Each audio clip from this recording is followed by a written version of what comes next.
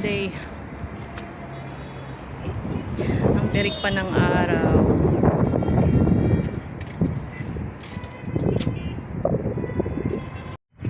Dito kami ni Tisay. Asan si Tisay, be? Be? Ay, magpakita. Ayun. Lamig.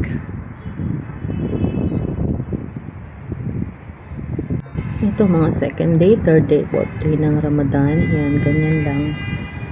Kapag malapit nang magsara kami, 5:30, pagpita ng mga sasakyan, nagmamadali na yan para on the dot sila makauwi sa kanilang bahay para makakain sila ng iftar at 6:30. So, laging uwi namin ngayong Ramadan ay 5:30.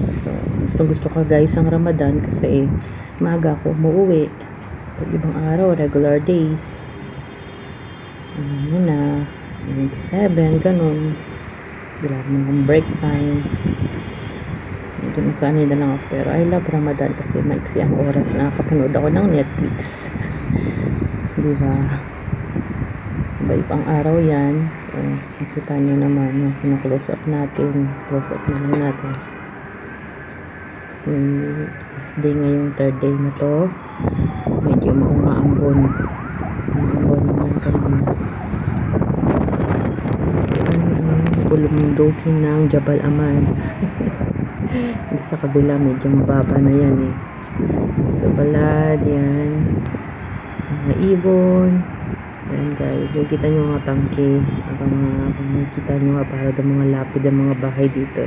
Design kasi sila ganyan kasi nga malamig dito pag winter. Pag naman mainit. So, puro aircon. Ang kabahayan. Minsan, hindi talaga kaya ng electric pan lang eh. Minsan, napilitan kaya kami bumili ng aircon kasi hindi kaya.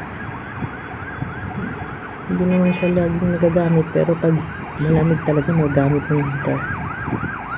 Hindi pa kita nyo parang malapid ah. Puro ganyan ang bahay dito. Kung sa atin, puro bubong makita nyo dito, puro may rooftop sila kasi istakan ng mga tubig kasi walang tubig dito sa Jordan. Yun. Diba? Kahit mga luma ng mga building dito, mahal ang renta kasi malapit to kami sa commercial. Madilim ngayon dito. Madilim. So, yan ang mga kanina, maambon, konti, patak-patak lang. Minsan nga sa kabilang side ng bahay namin, may ambon, sa kabilang side tuyo. Ganun katindi dito, apat ang weather sa isang araw. Minsan nga last minute nagpapalit yung mga weather. So, ikaw gagala, tapos naiwanan mo yung siyampayan mo sa labas.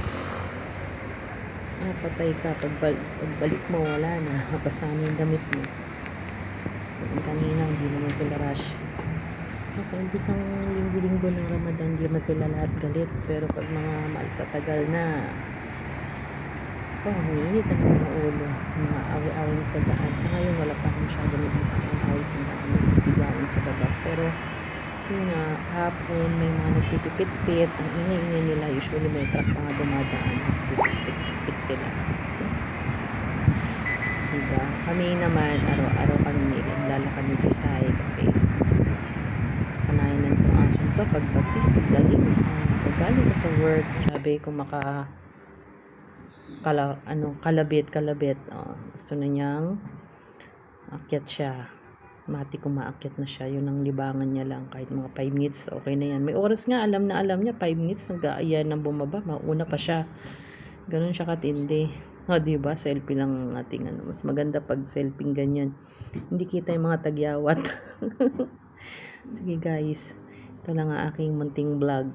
Wala akong magawa eh. Maaga kasing umuwi, diba? Marami akong oras. Hanggang sa muli. Salamat.